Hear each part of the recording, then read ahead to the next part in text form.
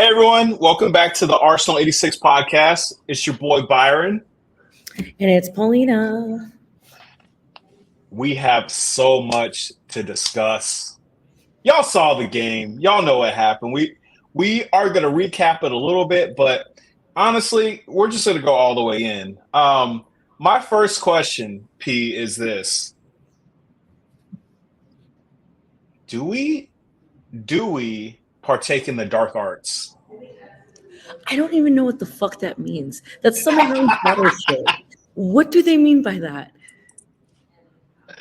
It's complete and utter bullshit. What they mean by that is Jose Mourinho and other managers, Thomas Tuchel as well, who was the manager at Chelsea, was at Bayern Munich, but no longer has a job. Basically, what they're talking about is us taking more time on the ball, us sitting back in the deep low block, basically being more defensive and not playing open football. And my whole thing with this bullshit is, what the fuck were we supposed to do? We were down to 10 people, 10 players. Like, we were just supposed to, go for it like Tottenham did and get slapped up by Liverpool or get slapped up by Man City? Like, it's ridiculous. I'm going to take a sip. I'm so pissed. Here's the thing. Mm-hmm. When we attacked more and had a lot of injuries, we were too soft. Mm-hmm. That's what I don't get, is that when we had 5 leg breaks in 7 years, we were labeled as soft. When we take 13 seconds on a goal kick, now they have an issue. Right. I don't get it. And I don't have the Opta stats in front of me, but the team that takes the most time during a goal kick or during a stoppage of play is Man City. I think we're like second or third. But I'm like, we're second? Yeah. Yeah, we're second. I mean, what the hell are these people talking about? And also, I know I'm jumping around a little bit, but we need to address our rivals in this league. Like, so many rivals in this league just twerk for City and don't even try to, defeat them. Like, we go toe-to-toe with City. Not going to lie, before last year, they sunned us, right? But now we're like the bullies on the block, and they can't cope with that shit. And now we're legitimate rivals. And now our rivals with the Premier League don't like that. They don't like this sense of us coming up. We're not a laughing stock anymore. And it's just mind-boggling how Tottenham supporters especially, and some Liverpool supporters are all like, oh, you guys play disgusting football. Look how much possession you haven't had this year. I'm like, bruh, we played 2 games with 10 people so far this year. Who does that? Crazy, but we haven't lost. Okay. My thing is that why is everyone a secret fucking Man City fan? Why is Man U writing City's dick so hard? Why are Tottenham writing City's dick so hard? Why are Chelsea writing City's dick so hard? Because they fucking suck on their own. And they have no loyalties to their own fucking team. Because when we fucking sucked, I sat on the ground and cried about it. But I would never, ever think of even talking good about anybody else. Maybe when we tried to start the Super League, maybe I considered being like, well, fuck that. I'll just go hang out on the Hammer side of the bar, whatever. Right. But that's completely different. It is. Why are you guys writing City's dick so hard? Why? Right. Why? And there are individual players that I like. Like we talked about our last episode after the Tottenham game, how we like Son. Like if Son played for Arsenal, oh my gosh, it'd be amazing, right? But we don't fucking dick ride Tottenham. Like I hate all of these teams. Fuck all these teams in the Premier League. I could give 2 shits about them. But our rivals are like, oh, City.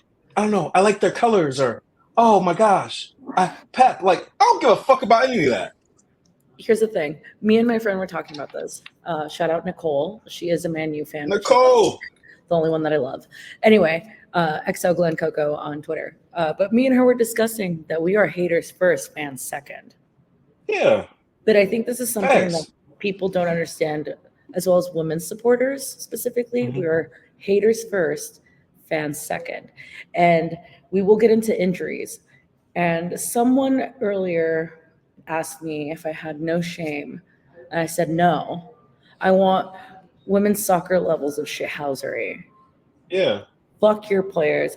I don't care if they're injured. I don't care. They're not my players. But we will get there when we get there. Yeah, we'll get there in a second. Okay, let's just go ahead and talk about it. So I'd like to talk about everything before Michael Oliver was a dickhead to Trossard. We are going to get there, don't worry. So the first 10 minutes, and basically Savino plays like a beautiful ball in, and it gets past Gabrielle and Saliba right in between them, and we can't react fast enough. Ryan doesn't know if he should come out or if he should stay, kind of freezes, and City is up 1-0. And I'm like, oh, fuck, here we go. We're going to have to battle back to draw. What were your thoughts when you saw the ball go into the back of the net? That was my initial thought. I was like, well, fuck, here we go. I did not think we would lose. Don't get me wrong, but still I was like, we're going to have to claw back to draw. When they score, especially it's Holland, I mean, I just went, yeah, duh. I never thought it was going to end on a 0-0. I knew that Holland was at least going to score 100%. What I didn't fucking like was him throwing the ball at the back of Gabi's head. Right. Because if we did that, who'd be fucking carded? Right. That's just bad sportsmanship. And Holland and his villain era, like, fuck off. Okay, Frankenstein fucking talks all of a sudden. My fucking ass, Holland. And him approaching Arteta and saying, like, stay humble. Oh, I wanted to jump out the fucking screen. Like, if I could jump in the screen at that moment and start swinging, that's where I was mentally. Look, the way that Holland acted at this game, this is going to be a controversial take. And this is my opinion. This is not, I'm not speaking for you or any other Arsenal fan. Mm-hmm. But this villain arc that he's going through right now makes me wish that what happened to his dad would happen to him. Oh, shit! P is like, I want blood. I want blood right now. Yeah. And also, fuck you, Roy Keane, for backing City. Fuck off. What the fuck is that? No. Let's talk. No. Let's talk about that. We got to talk about that. Roy Keane. Okay, first of all, let me take a step back. So, Ian Wright, rightfully so, went all the way in. We also had Theo Walcott on the cast because he does commentating now.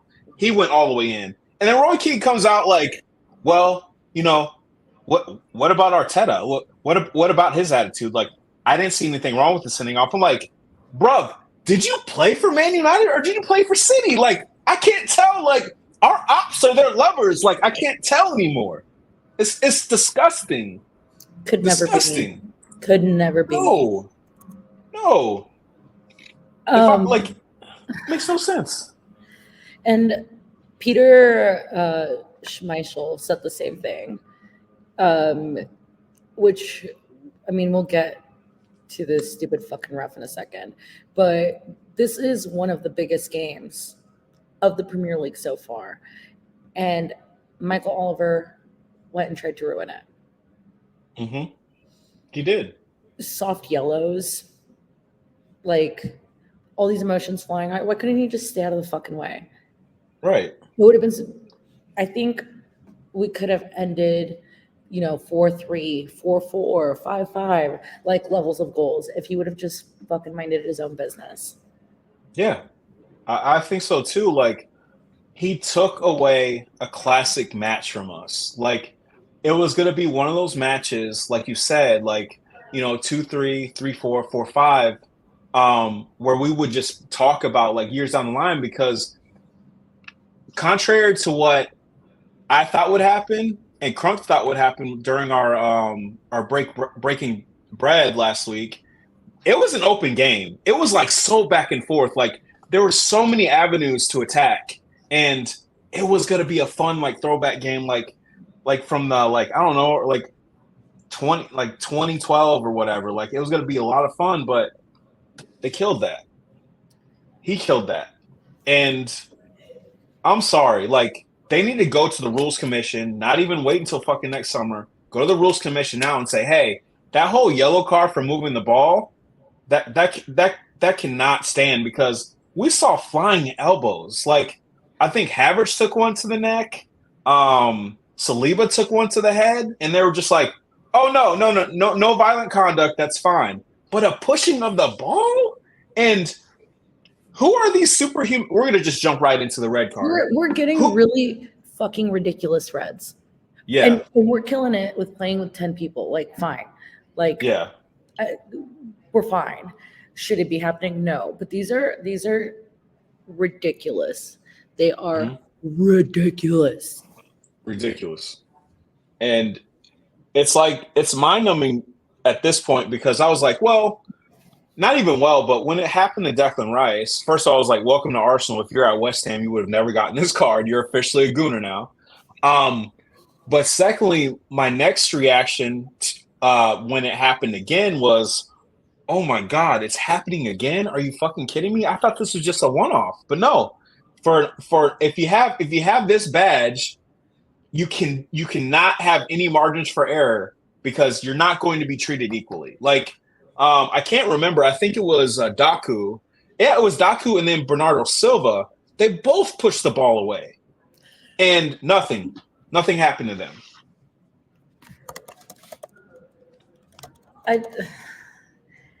I think this red to Trossard is gonna put him in his like villain era as well. I think so.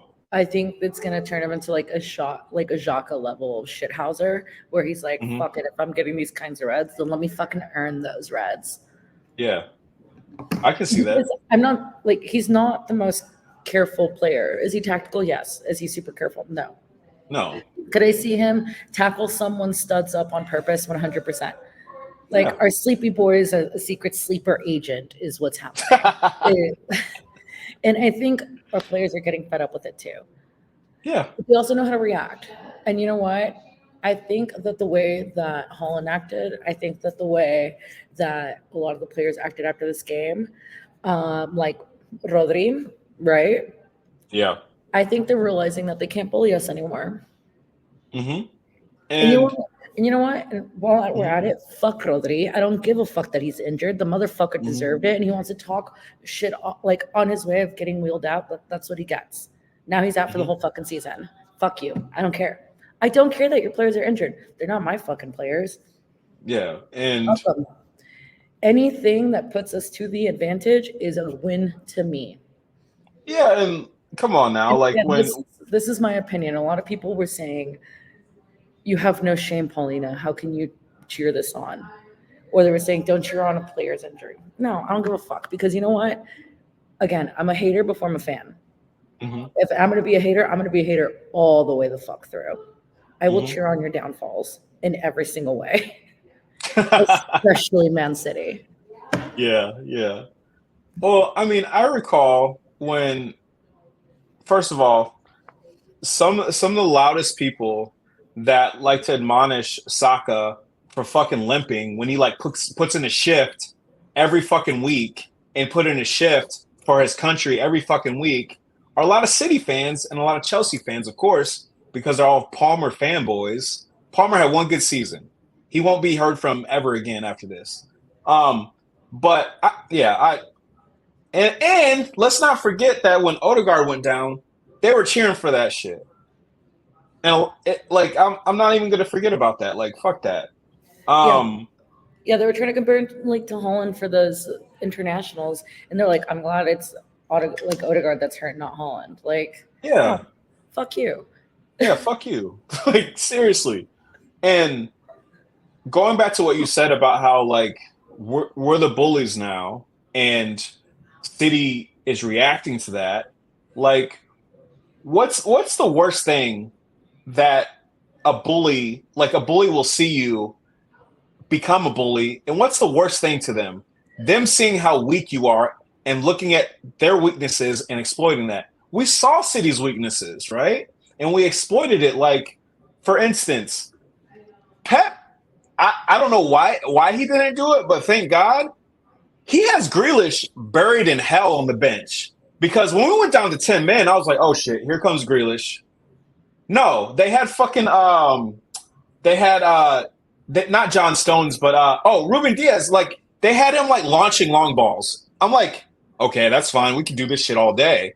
And the second part of their weakness was, and I want to talk about it because we are in the Gabriel Martinelli hive as well. Gabby cooked on that left hand side. Like, he had them in hell all day. He's back. Like, He's back. If it would have been 11 on 11, he puts away a brace like easily. So we have the speed and we have the ways to exploit their weaknesses. Kyle Walker, I'm sorry, like he tried to poke at Gabriel. Gabriel was like, okay, watch this. And honestly, Gabriel should have had a brace because he hopped up over Doku the first time, but he just couldn't get his header on target. Like, they have weaknesses and we're exploiting them and they can't cope with that. Like, we're not the little brothers where you can come and beat us and then, after the match you rub Saka's head, or after one match they beat us, they like played with Zinchenko's ear. Like, nah, man, we got real dogs at the back now. Like, Calafiori, like, try to fucking stand up to him. When Holland went at Arteta had to call Ben White off because Ben White was about to get active. Like, we're not afraid of them, and they can't cope with that. So they talk shit. They make up false narratives because we're on their level. I'm here to say this right now. We're on their level. And it's not just that. Like, again, I'm going to go back to their attitude because, look, I'm all for shit talking. Again, I'm a hater first.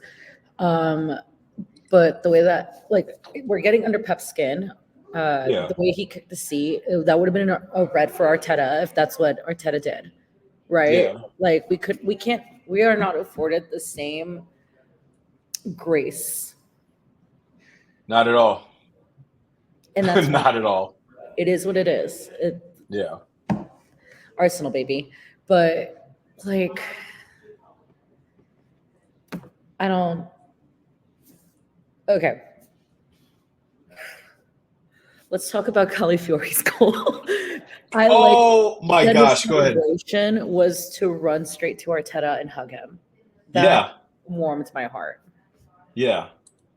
Same. Like, I don't know what it represented for you, but for me it was like, hey, I've always wanted to be here at Arsenal, because when one of the first things he said was, I've always liked Arsenal. Like, I've always watched them. They're a big club. And he's living his dream right now. And the second part was Arteta showing him the faith to come into a brand new league and be like, hey, I trust you. Go get it. And he got it. Like, it was amazing. Yeah, he jumped into his arms. And I was just like, I love that. And what about the hit, too? Like, Martinelli tees him up perfectly. And first time, just a fucking rocket. It was amazing. We're going to see a lot of that this season. I think Martinelli might not be scoring much this season, but he's going to be assisting a lot. A lot. And at this point, he is, a senior in our team, right? He is. He's been there for a really long time. And I think he's like a very important piece of our puzzle. Arteta ball. And I think that he is going to be setting up a lot of braces. I think that Saka will be too. I don't think they're going to be scorers this season. I think they're going to be assists, and they're very crucial in that area. Yeah, I agree. They're going to be distributors. And one thing that I think is great, like, the reason I think that, well, first of all, I'm just going to go ahead and say this. I like Yuri and Timber on the right-hand side, and I like Calafiori on the left-hand side because Urian is naturally right-footed, and we saw how he just put Doku like in his pocket, and Doku didn't do anything. And also, we saw how Calafiore is really good on left-hand side, left-footed, and he can get up the pitch. Like I really like that partnership. And where I'm going with this is, I think Calafiore and Martinelli will develop that partnership on the left-hand side that we've been missing. Because first of all, they give a lot of each other shit on off the pitch. There's a lot of pictures of Martinelli going like this to Calafiore, because Martinelli's, he's half Italian, so he knows the lingo and things exactly and things like that. So I really am hopeful about this partnership. Calafiore I think he's only like 22. Gabby's 23. We could really really develop this partnership and ship Zenny off, because whatever he was doing, it's not working anymore. It's time. Again, I don't rate Zinchenko. That's not something I've ever paid attention to.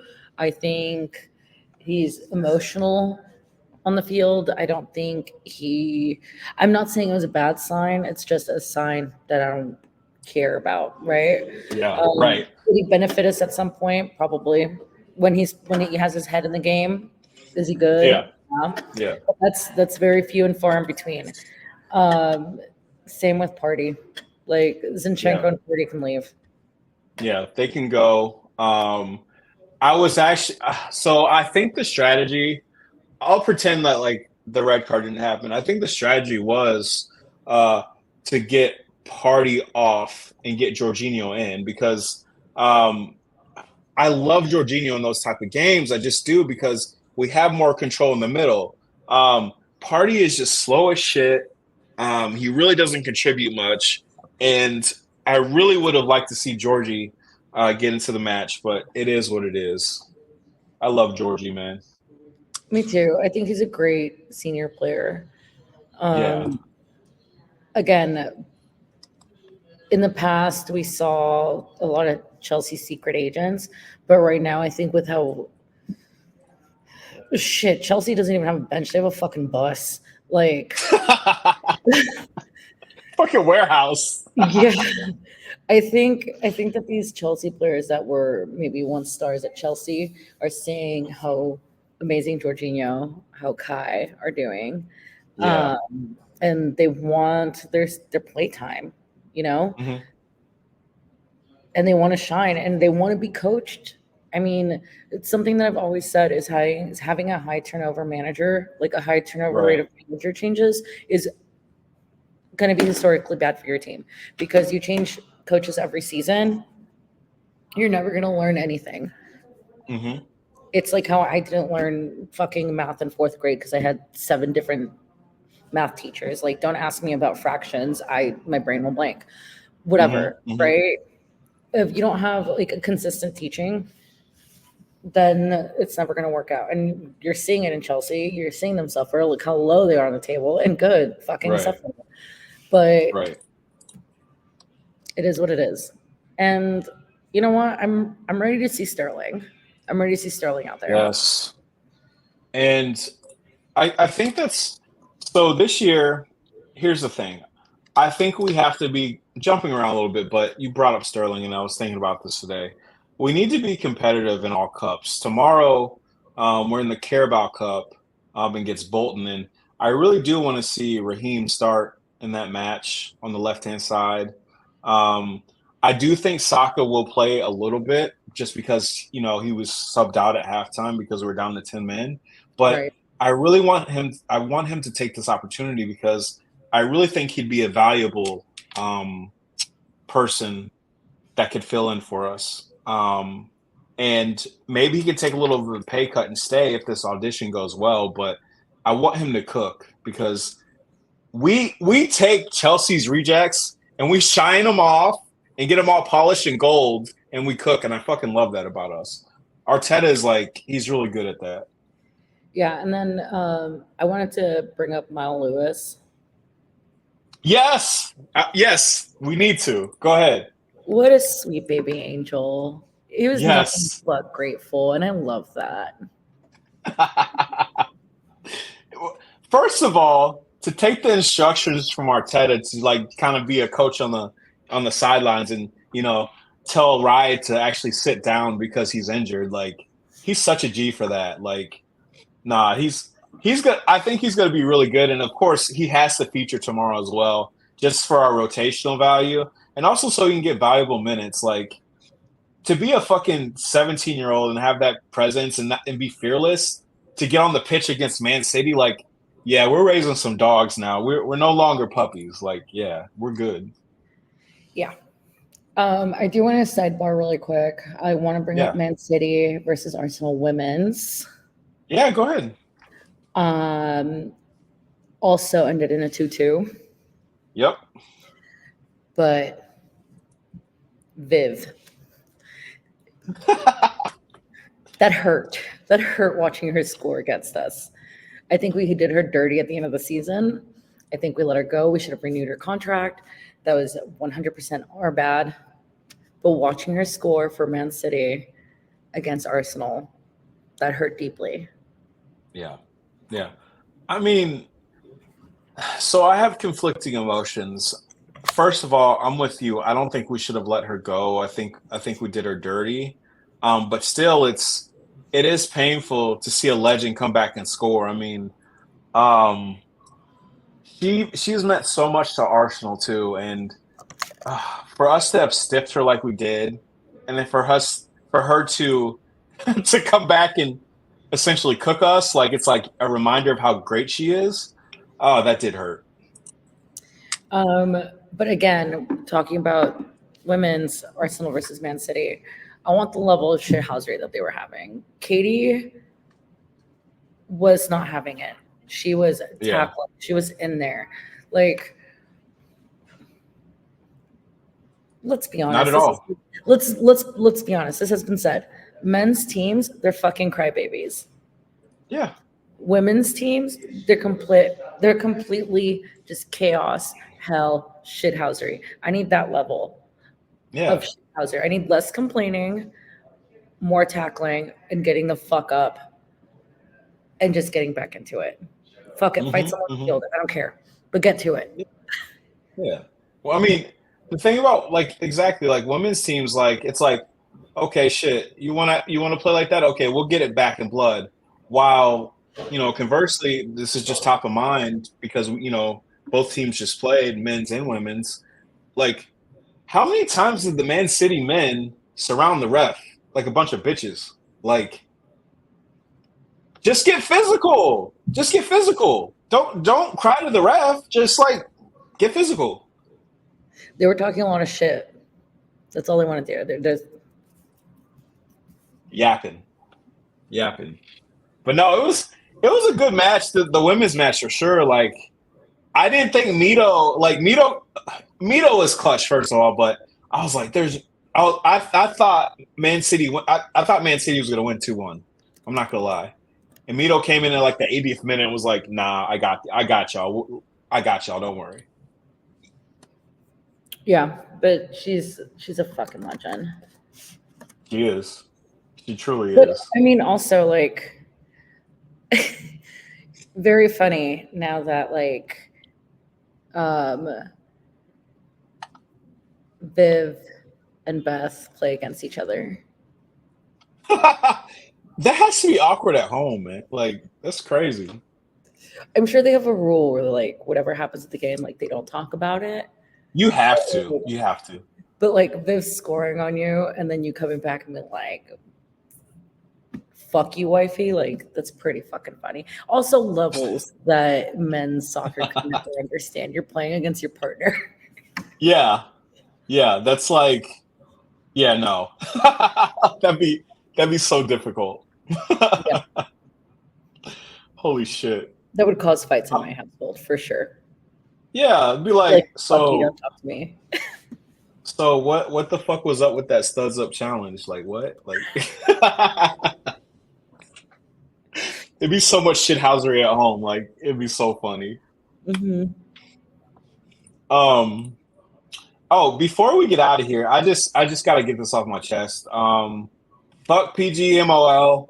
They work for City. They don't there's no sort of parity in the game. I wish that they would be investigated for corruption, but they won't be.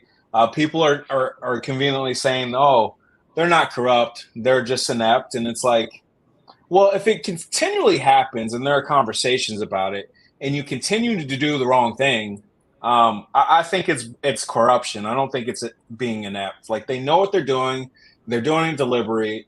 Michael Oliver played in City's tournament. I mean, refed in City's tournament. I think it was last summer. He got paid $20,000 to do it.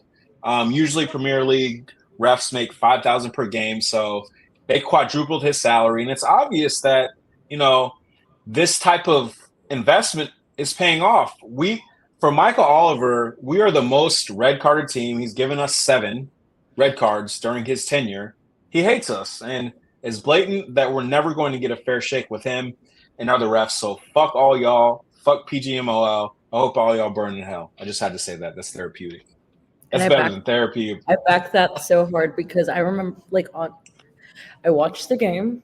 I was even quiet throughout the game. I usually fucking just unhinged live tweet, but I was quiet. Yeah. I watched. I went back to bed. I slept on it, and when I woke up, it was still fuck Michael Oliver. Yes. I woke up even more mad about it. Yes. Actually. I'm gonna make shirts that say Michael Oliver's a cunt. Hell yeah, he is. Fuck him. And I was the same as you, P. I was like, you know what? I'm raw right now. Maybe I'm overreacting. So I slept on it, and I fucking woke up. I look at Twitter on Monday morning, and everyone, like, not even Arsenal fans, like I'm talking about, like I saw Michael Goldbridge. He's a commentator, a Man United commentator. He went the fuck in. I was like, oh, we have a right to be pissed. Okay. Yeah, I'm still pissed. It's Monday, but I'm still pissed off.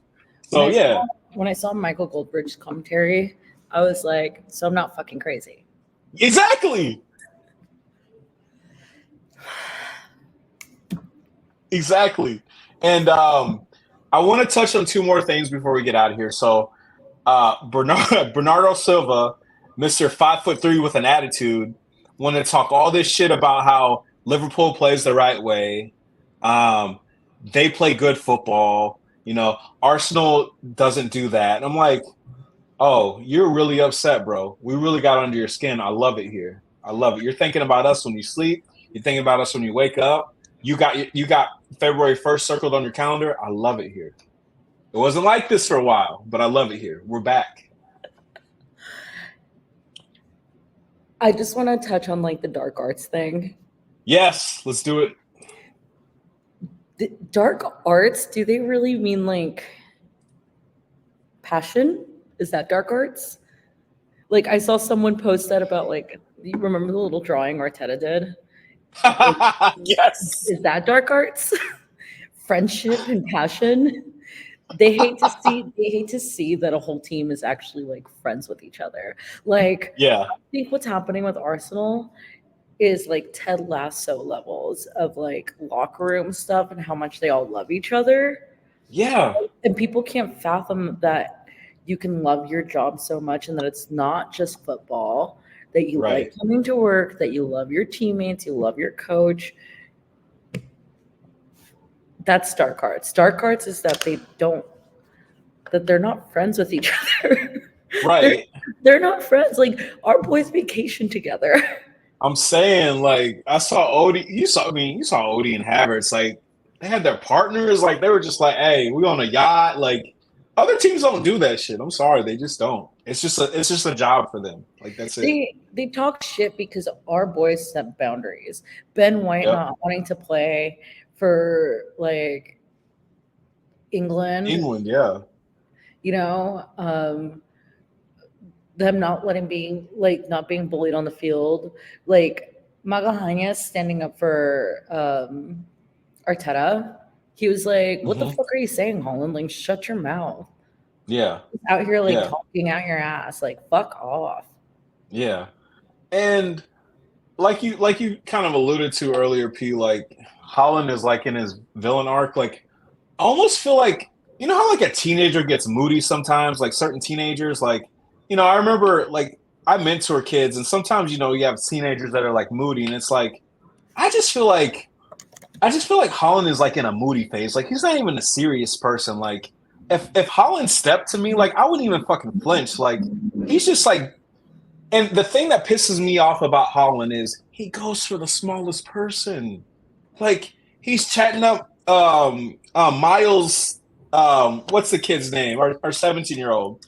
Yeah. Miles Lewis Skelly. He's chatting him up, and then he goes to Arteta and chats him up, and then goes to Jesus. Jesus is like fucking 5'10", 5'9", maybe. I'm like, bro, step to Saliba. And then once Step to Ben White. Once Gabby and Saliba went up to him and were like, yeah, what are you doing? He shut the fuck up real fucking quick. Quick. Eric Holland is so goofy looking that if he started talking shit to me, I would just laugh.